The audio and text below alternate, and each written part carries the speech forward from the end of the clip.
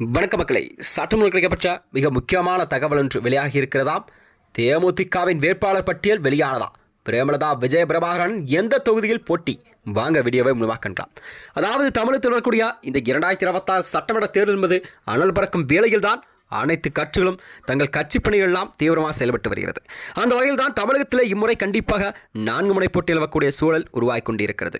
ஆளும் கட்சியான திமுக அரசு தனது கூட்டணியை வலு சேர்க்கும் விதமாகத்தான் கூட்டணியை பலமாக வைத்துக்கொண்டு தனது தொகுதி பங்கீடு, அதாவது வேட்பாளர் தொகுதியின்மை பிரித்து அதனை வெளியிட்டிருக்கிறார் முதலமைச்சர் மு.க.ஸ்டாலின் அவர்கள்.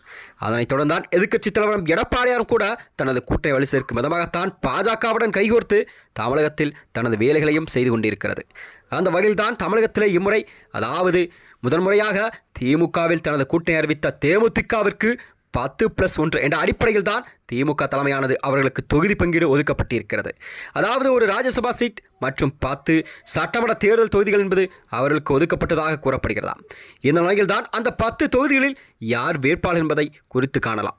தமிழகத்திலே தேர்தல் நெருங்கி வரும் இந்த அரசியல் களம் என்பது இப்பொழுதே சூடுபிடிக்க தொடங்கியிருக்கும் நிலையில்தான் இந்த முறை திமுக கூட்டணி, அதிமுக கூட்டணி, நாம் தமிழர், தாவேகா, சசிகலா, ராமதாஸ் அணி என 5 முனை போட்டியில் வரக்கூடிய சூழல் கூட உருவாகலாம் என்பதுதான் அரசியல் வட்டாரங்கள் தெரிவிக்கிறதா.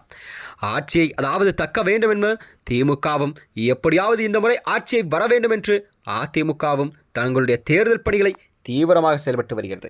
அந்த வகையில் தான் தேர்தல் களமானது தமிழகத்திலே ஒரு அனல் பறக்கும் வேகத்தில் நடைபெற்று கொண்டிருக்கிறதா.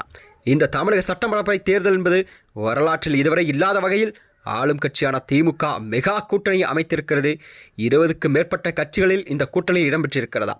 அதன்படிதான் திமுக கூட்டணியில் காங்கிரஸ், மார்க்சிஸ்ட் கம்யூனிஸ்ட் கட்சி, இந்திய கம்யூனிஸ்ட் கட்சி, தேமுதிக, மதிமுக, விடுதலை சிறுத்தை கட்சி உள்ளிட்ட கட்சிகள் இடம்பெற்றிருக்கிறது. கூட்டணி கட்சிகளுக்கு எத்தனை தொகுதி என்று ஏற்கனவே அறிவித்த நிலையில்தான் எந்தெந்த தொகுதி என்பதை பார்க்கப்படுகிறதாம். அந்த வகையில் தான் முதன்முறையாக திமுகவுடன் கூட்டணி இணைந்துள்ள தேமுதிகவிற்கு 10 தொகுதிகள் ஒதுக்கப்பட்டிருக்கிறது.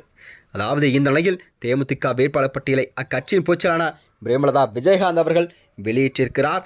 இந்த நிலையில் அதாவது விருதாச்சலம் தொகுதியில் பிரேமலதா அவர்கள் கண்டிப்பாக தேர்தலில் களம் காண்பார் என்பதுதான் முடிவெடுக்கப்பட்ட செய்தியாக பார்க்கப்படுகிறது.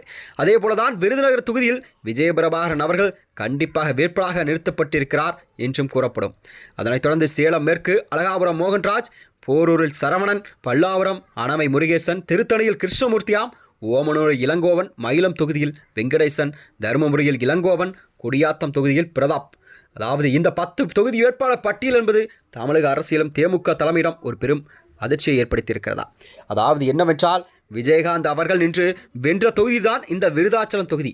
அந்த தொகுதியிலே அவருடைய மனைவியான பிரேமலதா விஜயகாந்த் அவர்கள் நிற்பது என்பது தமிழக அரசியலிலே கண்டிப்பாக ஒரு புதிய மாற்றத்தை ஏற்படுத்துகிற வகையில்தான் கண்டிப்பாக அமையும்.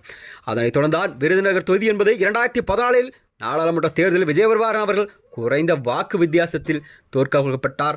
இந்நிலையில் தான் இந்த சட்டமன்ற தேர்தலில் விருதுநகர் தொகுதியே தன்னுடைய விஜயபிரபாகரன் கொடுக்க வேண்டும் என்றும் தேமுக தலைமை திமுகவுக்கு அழுத்தம் கொடுத்த வகையில்தான் விஜயபிரபாகரன் அவர்களுக்கு விருதுநகர் தொகுதி வழங்கப்பட்டிருக்கிறதா.